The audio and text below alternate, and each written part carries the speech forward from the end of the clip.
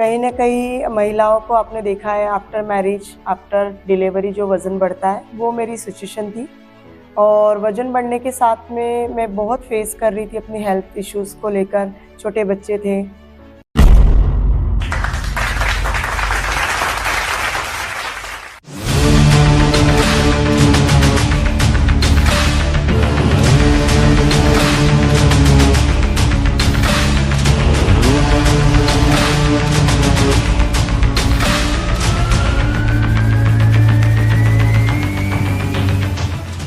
नमस्कार, मैं ऋषभ राज पाठक आपका स्वागत करता हूँ लीड लैब के मंच से। जिस प्रकार से हम लोग विभिन्न क्षेत्रों के दिग्गजों से मिलाते हैं, आज वैसे ही एक दिग्गज जो कि एक वेलनेस कोच है। तो चलिए आज हम मिलते हैं दीपिका शाह मैम से, जो कि एक वेलनेस कोच हैं बुरहानपुर शहर में, जिनका अच्छा खासा नाम भी है। तो चलिए हम मिलते हैं उनसे। मैम, आपका स्वागत है लीड लैब के मंच पर। Thank you so much. Ma'am, आप एक वेलनेस कोच बने हैं, तो सबसे पहले तो हम जानना चाहेंगे कि आपकी जीवन किस तरीके से स्टार्ट हुआ और आप वेलनेस कोच किस प्रकार से बने, यानी बचपन से लेके अभी तक। जी। सबसे पहले तो मैं अपना इंट्रोडक्शन दे दूं। मेरा नाम दीपिका शाह है और बुरहानपुर शहर से ही हूँ। अगर आप वेलनेस कोच की बात कर रहे हैं तो ये शुरुआत मेरे अपने खुद से सेल्फ मैंने की। हम जिस कंपनी में काम कर रहे हैं वहाँ पे हम लोग हेल्थ से इंट्रोडक्शन हुए और कहीं ना कहीं महिलाओं को आपने देखा है आफ्टर मैरिज, आफ्टर डिलीवरी जो वज़न बढ़ता है, वो मेरी सिचुएशन थी। और वज़न बढ़ने के साथ में मैं बहुत फेस कर रही थी अपनी हेल्थ इश्यूज़ को लेकर, छोटे बच्चे थे।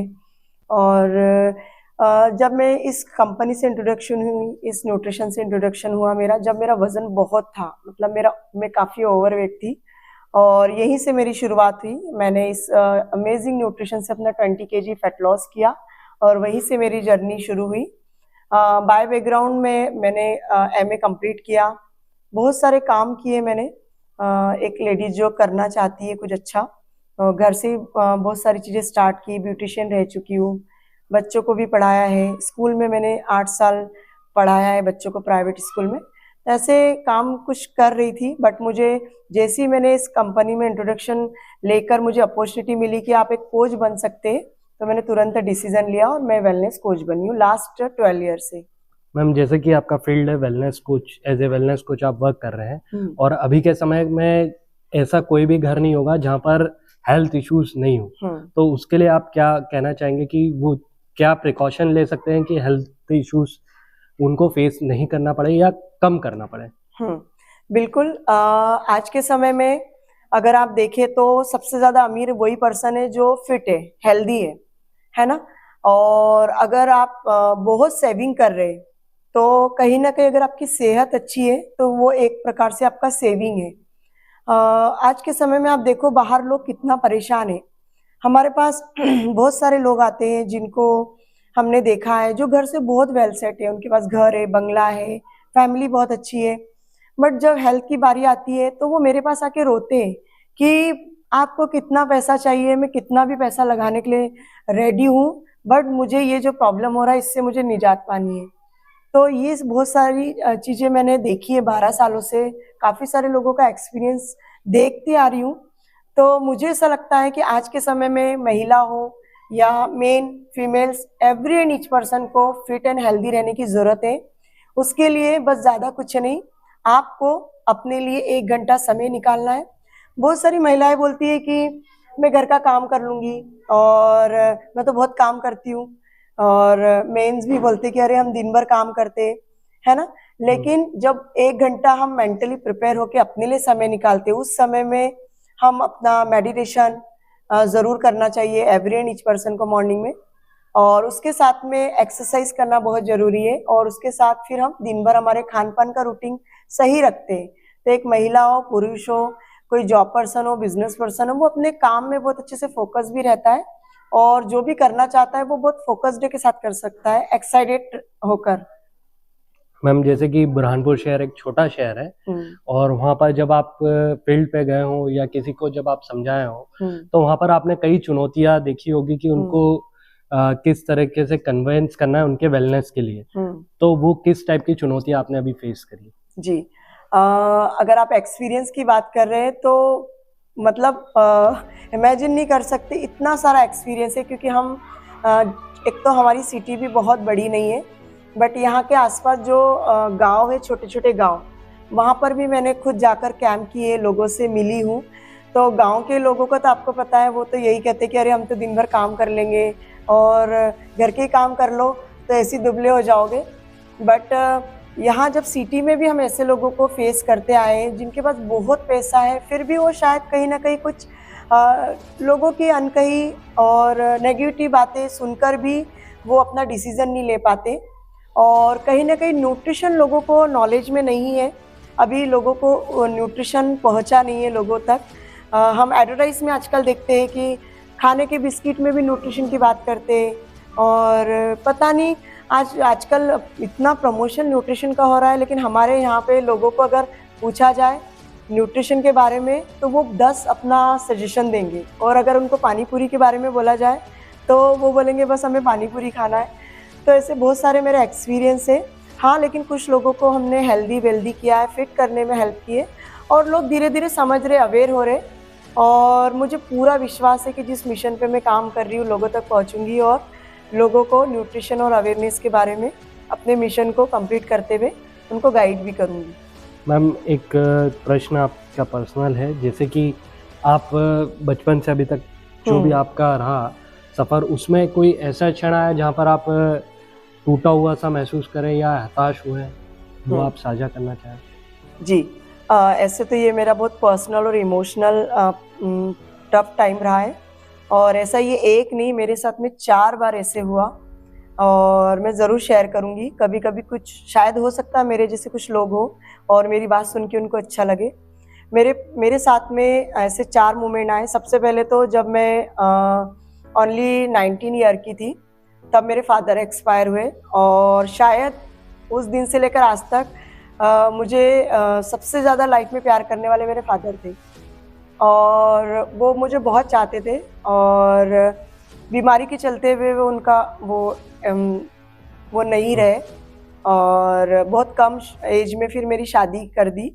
तो मैं मात्र 19 साल की थी जब मेरे फादर गए। तो वो एक मेरे लिए बहुत इमोशनल मोमेंट था, और वो दिन है और आज तक है कि मैं उस मोमेंट से, मतलब मैं हमेशा अपने फादर को अपने करीबी मानती हूँ। उनकी लास्ट जो बोलते हैं सांस, वो भी मेरे पास ही गई थी।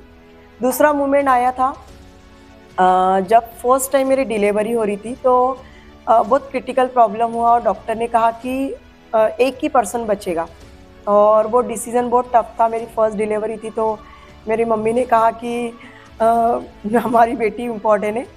तो वो एक मेरे लिए बहुत इमोशनली था कि डॉक्टर ने कहा अभी हमें पता नहीं कि क्या सिचुएशन आएंगी, हम अपनी तरफ से कोशिश करेंगे।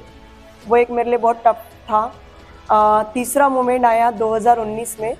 थोड़ा सा मुझे कान में कुछ इश्यूज़ था, तो मैं डॉक्टर के पास ऑपरेशन करवाने गई, और डॉक्टर से ऑपरेशन करते हुए एक नस डैमेज हो गई, और जिसमें मुझे बेल पैल्सी हुआ। बेल पैल्सी मीन्स एक तरह का पैरालाइज होता है जो नॉर्मल नहीं रहता है, वो मतलब हो गया नस कटने की वजह से।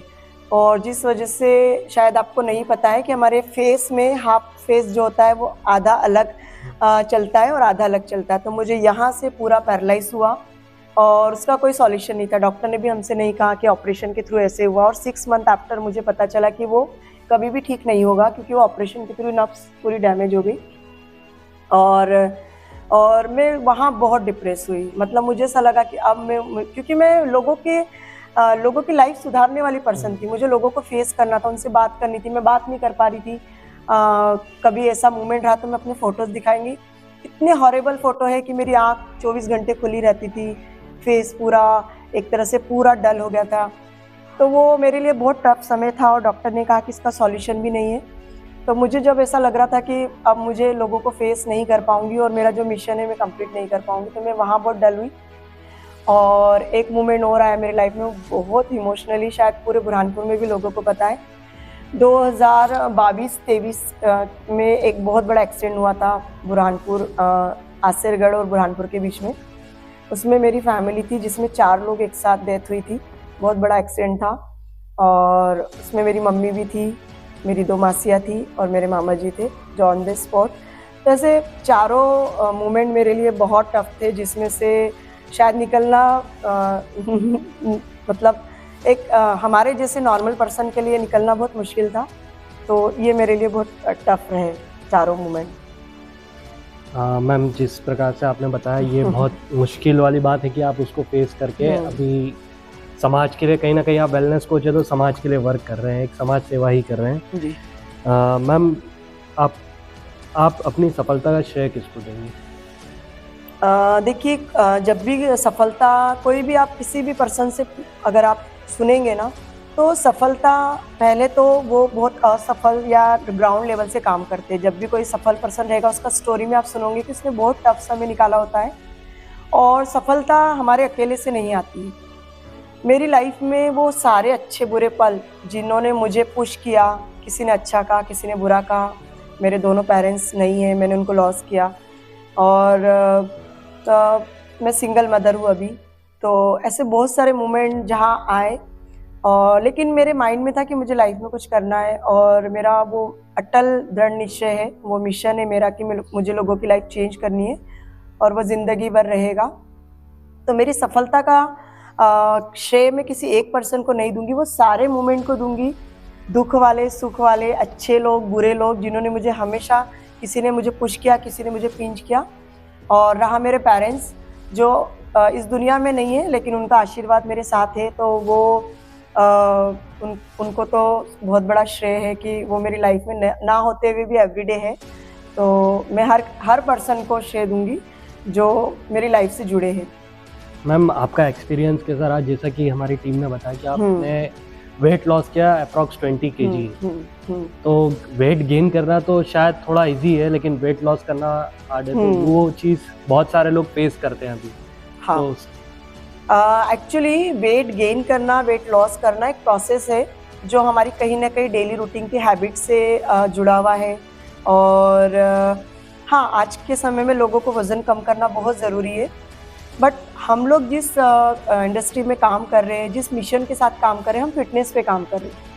तो मैं यही मैसेज देना चाहूँगी कि आज के समय में इंटरनली फिटनेस बहुत ज़रूरी है। एक मोटा पर्सन भी आप देखो फिट है, एक मोटा पर्सन भी फिट है और उसको कोई बीमारी नहीं है, और एक दुबला पर्सन जो है वो भी बहुत स्ट्रेस में है और कहीं ना कहीं वो बहुत सारा मेडिसिन से रिलेटेड खा रहा है। तो आज के समय में वज़न कम करना या बढ़ाना घटाना बहुत बड़ा मैटर नहीं है, सिर्फ सही गाइडेंस की ज़रूरत है, सही न्यूट्रिशन की ज़रूरत है, कोच की ज़रूरत है। क्योंकि आप स्पोर्ट अगर आपको स्पोर्ट में आगे बढ़ना है तो आप क्या करते हो? किसी कोच के गाइडेंस में जाते हो। अगर आपको स्कूल में पढ़ना है तो एक टीचर की ज़रूरत है। वैसे जिस फील्ड में आपको रिजल्ट चाहिए उस फील्ड के मास्टर से आपको गाइडेंस लेना चाहिए। बहुत सारे लोग क्या करते हैं, अगर कोई क्रिकेटर बनना चाहता है तो वो जो बहुत बेस्ट क्रिकेटर है वो उनके कुछ उनके मतलब उनको फॉलो करेंगे और उससे रिलेटेड कोच के गाइडेंस में करेंगे। बट बहुत सारे लोग मतलब लेना उनको किराना की दुकान होती है और वो जाते हैं अलग शॉप पे चले जाते हैं, तो वहाँ से हमको सॉल्यूशन नहीं मिलेगा। तो वेट बढ़ाना है, आपको वेट लॉस करना है, आपको एक सही गाइडेंस में, एक सही कोच के गाइडेंस में आप कर सकते हो। आप जो चाहे कर सकते हैं, बस आपको थोड़ा सा सही रास्ता चाहिए, फॉलोअप चाहिए। मैम, हमारे दर्शकों में से अगर कोई हेल्थ से रिलेटेड गाइड चाहता हो तो वो आपसे संपर्क कर सकता है, और कर सकता है तो किस प्रकार से कर सकता है? मैंने अपना नाम तो बता दिया है, दीपिका शाह, और मेरा जो सेंटर है, न्यूट्रिशन सेंटर है, वो गायत्री मंदिर के पास में अभी नया टाटा का शोरूम खुला है, जस्ट बिहाइंड है। और मेरा नंबर हम देते हैं वैसे, और इंस्टा पे है दीपिका शाह के नाम से मेरी आईडी बनी है, एफबी पर भी है, और बुरहानपुर में बहुत सारे लोग जानते हैं। तो आप बताइए कि हम हमारे दर्शकों को कैसे नंबर अलाउ करिएगा, तो वो नंबर से कांटेक्ट कर सकते हैं। और जब भी वो अगर देखते हैं ये, तो हमारा जो वीडियो चलेगा उसमें आप मेरा नंबर दे सकते हैं। आप शेयर कर सकते हैं? हाँ, वैसे मेरा नंबर काफ़ी सारे मतलब हम लोग तो ओपनली देते ही है, तो आप मेरा नंबर नोट कर सकते हैं 8085485216। सो आप इसमें कॉल मैसेज कर सकते हैं, डायरेक्टली कॉल कर सकते हैं, आपको झिझकने की ज़रूरत नहीं है, और हेल्थ से रिलेटेड आप बात कर सकते हैं। तो yes, thank you.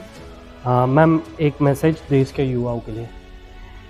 Ji, of course हमें पता है कि अभी बहुत सारे लोग बहुत मोटिवेट मोटिवेशन वाले वीडियोस देखते हैं, बहुत सारे थॉट आते हैं, बट मैं ये मैसेज देना चाहूँगी कि जब भी हम कुछ लाइफ में करना चाहते हैं, हमें सबसे पहले तो हमारे गोल होना चाहिए कि आपको करना क्या है। दूसरा, आपके पास में सही गोल होना चाहिए, है ना।